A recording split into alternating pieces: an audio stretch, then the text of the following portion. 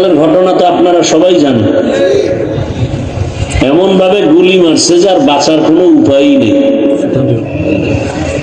এখন অবস্থা কি তার যে সে এখন মৃত্যুসজ্জার চিকিৎসা অবস্থায় আছে, মাথার খুলি অন্য জায়গায় খুলে রাখছে। এটা একটা জীবন হলো? এইভাবে একটা দেশ চলে?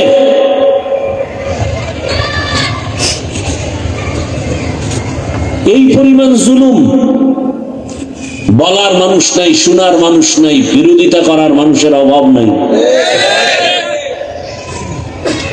বলবো কি চাই না বলতে, তারপরও ইমানের ধাক্কায় বলতে হয়।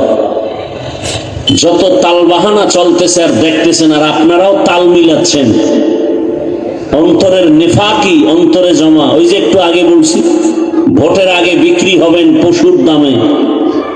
পশুর দামে বিক্রি হইলেও তো হয়, 500 টাকা একটা মানুষ বিক্রি হয়। টাকায় তো মানুষ বিক্রি হয় না, টাকায় বিক্রি হয় পশু।